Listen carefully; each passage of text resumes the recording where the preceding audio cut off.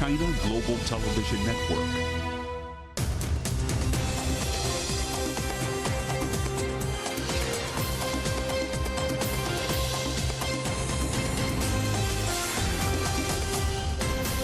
Live from London, this is The World Today. Hello, I'm Robin Dwyer. Welcome to the programme. Our top stories. Kim Jong-un could visit Russia to discuss weapons supplies, according to the United States, but no comment from Pyongyang or Moscow. China's foreign minister says cooperation with Italy under the Belt and Road Initiative has been fruitful during talks with his Italian counterpart in Beijing. Fix the climate finance system, a call from a summit in Kenya as hundreds of millions of dollars is pledged for sustainable investments. And retail therapy, how the UK's second biggest airport is hoping to woo Chinese tourists back to Britain. DPRK leader Kim Jong-un could travel to Russia to meet President Vladimir Putin this month, according to a US official. US media reports say the talks are likely to focus on the supply of weapons to Russia. The trip, which has not been officially confirmed, would be his first visit abroad in more than 4 years. Let's talk to our correspondent Dasha Chernyshova in Moscow. So Dasha, what has the Kremlin said about this potential visit? Well, the Kremlin could not confirm this potential visit. According to the Kremlin spokesman Dmitry Peskov, he didn't provide any further details, saying that at the moment there is nothing to comment on. At the same time, we have also heard that on the 4th of September, Kremlin spokesman Dmitry Peskov was also saying that the list of the high-ranking participants of the Eastern Economic Front that is to be held in Vladivostok between the 10th and the 13th of September will be released soon. Again, no mention of the potential participation of the North Korean leader in this event. But again, we're yet to see this final list. Before that, we also have heard Moscow saying that North Korea is an important neighbor of Russia, and Moscow was planning to develop its relations with Pyongyang even further. And also, we have seen the visit by the Russian defense minister to North Korea most recently. And he was also talking this week, saying that potentially there could be the drills taking place between Moscow and Pyongyang in order to make sure that the two countries are able to respond to the common threats. He said that would be something like the drills that Moscow has been holding along with Beijing. And Russia's defense minister has been talking about Ukraine's counteroffensive. What's he been saying? Well, the understanding in Moscow is very straightforward. We have heard the Russian officials all saying that the Ukrainian counteroffensive has failed. And Sergei Shoigu, speaking about this counteroffensive, has said that on none of the directions has there been any success by the Ukrainian side. He also has stressed that the toughest situation is now taking place in the Zaporizhia region. He was talking about the Ukrainian losses during the so-called special military operation and the counteroffensive over the course of the past month. He said that since the start of this counteroffensive, Ukraine has lost 66,000 men and over 7,600 units of the military equipment. Also, he said that over the past month, Russia has destroyed 34 command posts of the Ukrainian troops. And speaking about the compensation, so to say, of this counteroffensive, Sergei Shoigu said that Ukraine was carrying out the attempted drone attacks against the Russian Federation, saying that this is in order to compensate for the failures on the battlefield. Dasha, thank you very much. Our correspondent Dasha Chernyshova in Moscow. Well, our correspondent Yolo Abdavid has recently come back from Ukraine. So, Yolo, the Kremlin effectively saying that Ukraine's counteroffensive isn't working. You've just come back from there. How do they see it going? It is a very, very long battlefront. 1,000, 1,200 kilometers. So it's very difficult to talk about it as one battlefront. It isn't, it is several.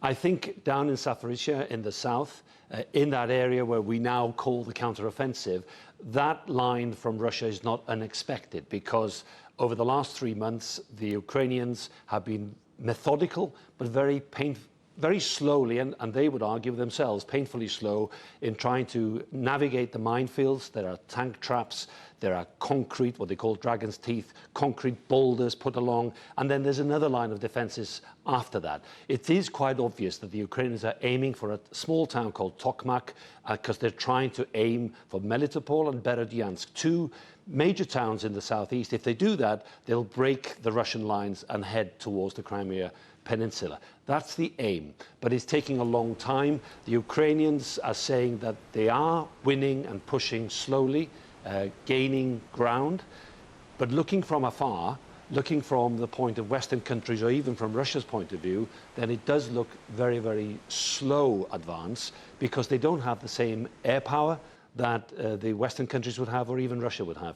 So in that regards, I think that those kind of comments are not unexpected. They'll cause dismay. The problem for the Ukrainian forces all along that front is, do they have enough shells? Do they have enough ammunition?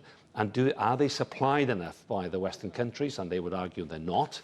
And the Western countries, of course, will have different views on that. And then you have the other problem of, do they have the manpower? Because neither side is willing to confirm the casualties in terms of killed in action or indeed injured in action. I saw how many Ukrainians are being injured, and the danger for the Ukrainian forces by concentrating in the south in Zaporizhzhia or even in Bakhmut, which I saw, the danger is further to the north. There is another area, Kupiansk, a town of Kupiansk, where the Russians now are really pushing hard there. According to the Ukrainian forces themselves, around 100,000 Russian troops. And in that town of Kupiansk, it is now being evacuated of Ukrainians, as we saw. As we entered the town, we heard a helicopter attack and saw where they bombed. From the main square, it's clear why this town is a strategic location. The threat is serious and the authorities are advising people to evacuate, as it's dangerous. I don't want to leave this place, even though I did for a week recently, because I had a headache from all the shelling and I couldn't stand it anymore. People here are so used to this life, and so am I. My parents are here and I have to look after my father, who is 80, and my mother, who's 77. I won't leave them. Thousands of others have left. Most streets are empty apart from aid workers and some soldiers. These workmen have stayed to repair damage from the bombing. Hundreds of children have also been moved to safer places. Constant shelling is the main reason why locals are advised to leave their homes. We have about 60 people in our building. Me, there's a man and woman on the second floor, and maybe a dozen people in the stairwell. 60 people are left. They are mostly pensioners, but there are some younger people who stay and work. As Ukraine's counter-offensive inches forward through minefields in the south, Russian forces here in the north appear to be threatening Kupiansk and the district around. The town appears to be a definite target once again, and its railway hub. Villages outside are even emptier. Only the elderly and those too sick to move remain. Volunteer groups still offer to evacuate those who change their minds. We follow a team to a remote hamlet. It's near Russian positions and we hear artillery firing. One man says he's had enough. But first, he carefully switches off power at his home and locks his front door. I leave so I can survive. Here is the front line. In Kharkiv, there's no danger from the woods. If we're hit here, there'll be no windows, then it's going to be a disaster. At least there's civilization over there. He doesn't know when or if he'll return. His neighbors decide to stay. Too old to run and too tired to move. The Russian army are advancing towards Kupiansk and the threats are increasing. There are more widespread shelling. This month, our team alone has evacuated more than 120 people from this area. As well as us, there are 5 other teams operating here.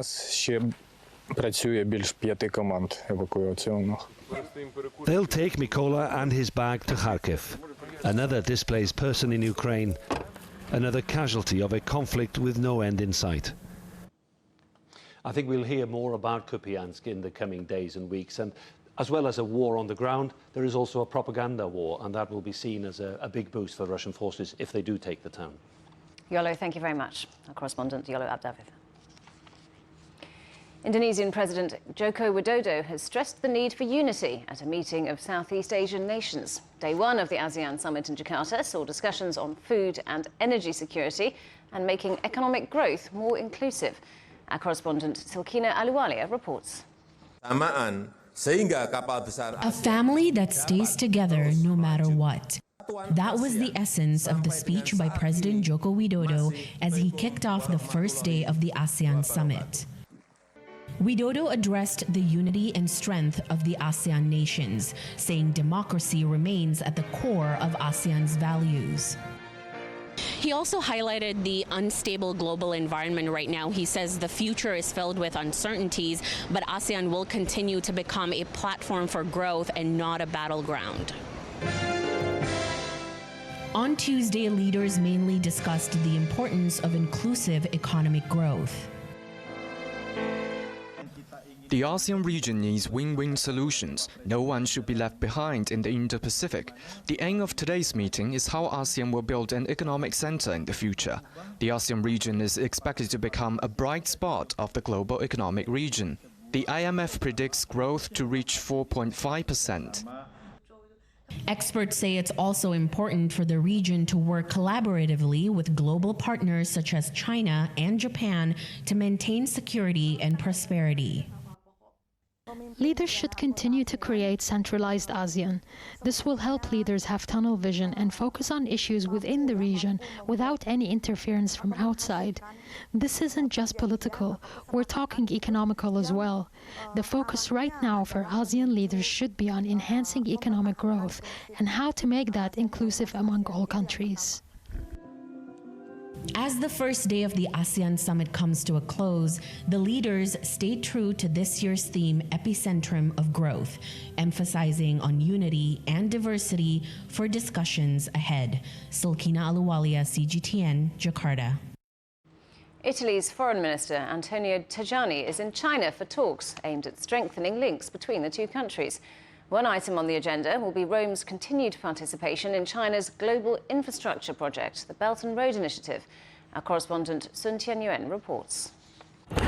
Chinese Foreign Minister Wang Yi held a meeting with his Italian counterpart Antonio Tajani in Beijing on Monday.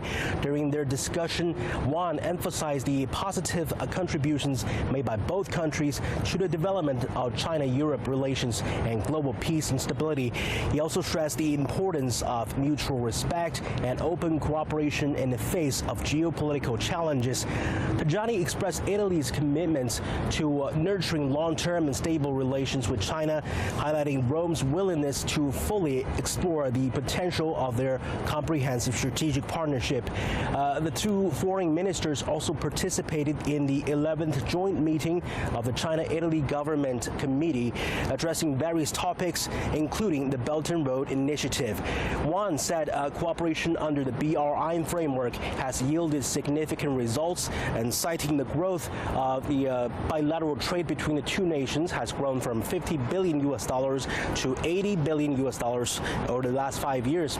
The Chinese foreign minister also said the achievements are mainly attributed to their comprehensive strategic partnership, and he expressed Beijing's willingness to prioritize practical cooperation with Italy, aiming for more win-win outcomes in the future. Sun Tianyuan, CGTN, Beijing. Turkey says it's entered a new positive era in its ties with Greece. Turkish Foreign Minister Hakan Fidan made the comments at a press conference with his Greek counterpart in Ankara. Georgios Gerapatritis spoke of a new climate of optimism after decades of tension. Ties between the two countries became warmer after Greece helped Turkey after two devastating earthquakes. Two former oil executives have gone on trial in Sweden for alleged complicity in war crimes in Sudan between 1999 and 2003. The pair, who managed Lundin Oil, now called Oron Energy, are accused of trying to secure an oil field in what's now South Sudan, knowing that the area would have to be seized by force. South Sudan became independent from Sudan in 2011 after decades of violence and civil war. Both men deny the charges. You're watching CGTN. Still ahead, more calls for a global debt relief deal to help African nations fight climate change. Nairobi hosts a landmark summit.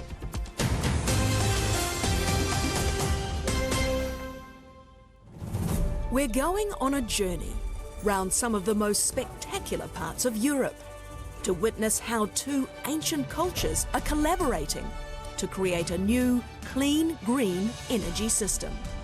and hear how working together on green energy could help build trust between China and Europe. If we keep our relationships strong, if we have strong exchanges, China's role will be key and very important for European Union energy transition.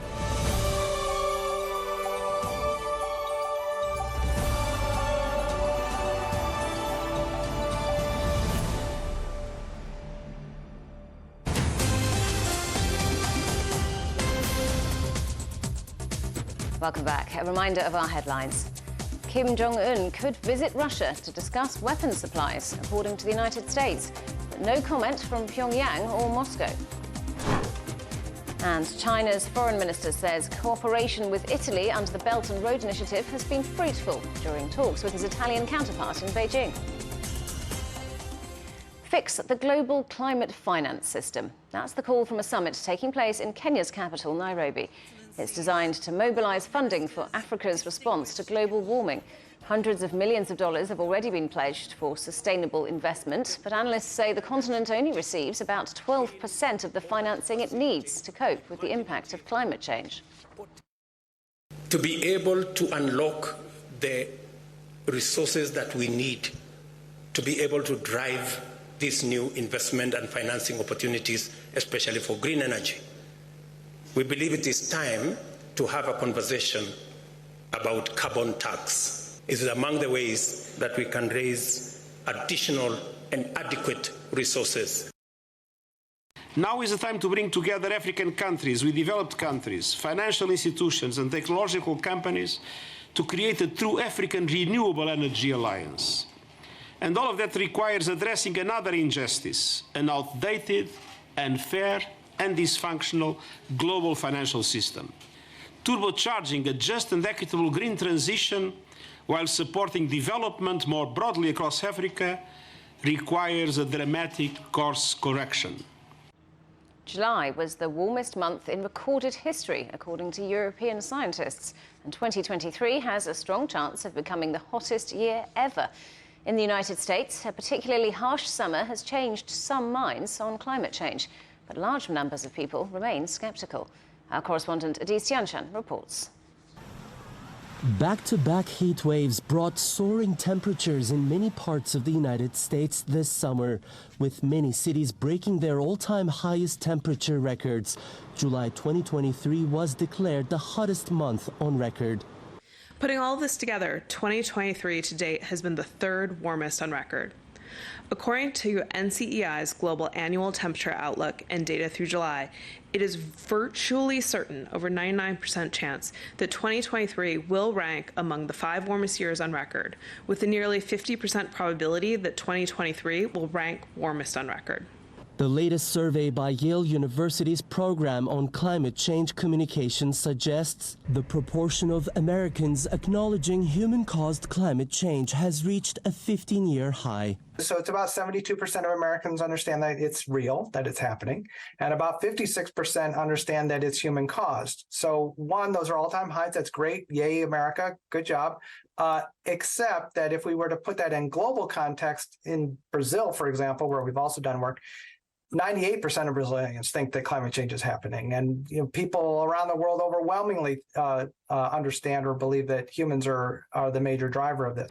Experts say America is still far behind in public awareness on climate change, even in some places where it's having the biggest impact. Hot is hot. When you're in the desert, it's just hot. It's hot. It depends on where we serve. We serve on the asphalt. Yeah, it's hot. We're on a dirt lot. We're able to give some shelter, and lots of water. So I haven't noticed any climate change, if that's what you're saying. No, hot is hot. We're in the desert. The U.S. administration has made fighting climate change a top priority with President Biden's 2024 budget proposal, including more than $24 billion to combat climate change and boost resilience, a move some Americans remain strongly against. People have been hearing misinformation and disinformation about climate for 40, 50, 60 years. So it isn't really individuals' faults. if, they hear climate change is a hoax, they hear it's a conspiracy, but they've heard that hundreds and hundreds and hundreds of times over long periods of time. Recent heat waves and record temperatures may have influenced public opinion over climate change, but statistics show that the American public awareness over this global crisis is still lagging behind.